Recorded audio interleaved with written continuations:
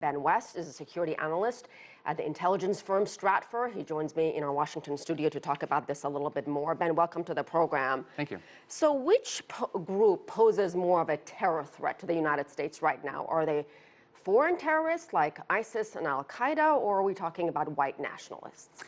Really depends on the level that you're looking at. I think the way to distinguish it is that white nationalists and far-right extremists are more of a police situation. This is something that What situation? I'm sorry. A law enforcement situation. This is something that police are dealing with. They can address and contain.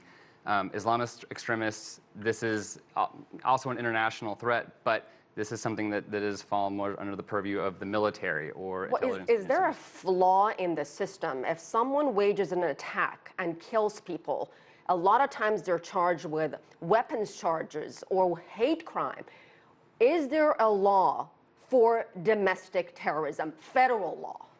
So certainly, the law of a terrorist act is a politically motivated act of violence, and so we've certainly seen domestic terrorists as well as foreign-inspired terrorists be charged with that and go to prison. So they are actually charged with domestic terrorism.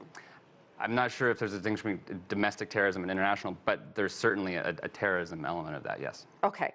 Do federal law enforcement officials have the same tools that are available to combat violent acts committed by international terrorists when they're dealing with domestic terrorism, with people like white supremacists? So we often see very similar tools used to deal with both threats. And actually, speaking of Oklahoma City, in 2017, there was a sting operation against a right-wing extremist trying to blow up a building that was basically taken from the same script as the sting operations we've seen against Islamist-inspired extremists in the United States as well.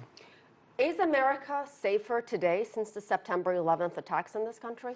So not only safer compared to them, but going back to the 80s and 90s, actually the murder rate, the crime rate has continued to fall for about 30 years now. And so I think that's one of the things that kind of we need to remember is that we are all actually much safer than we were 30 years ago.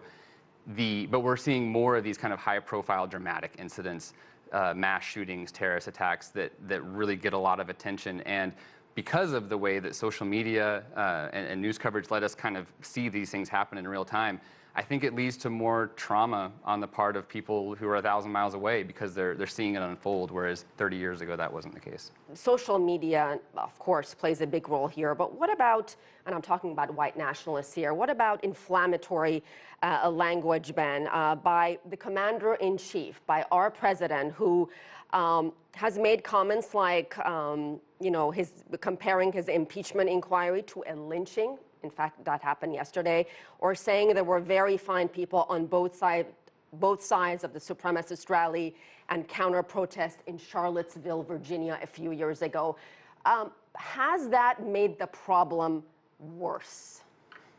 That's a great question, and it's certainly it adds a lot of political charge to it, and it makes it worse in the terms that it makes it a political question rather than a security question, and it clouds, I think, the ability of law enforcement to be able to do their jobs and to address this head on.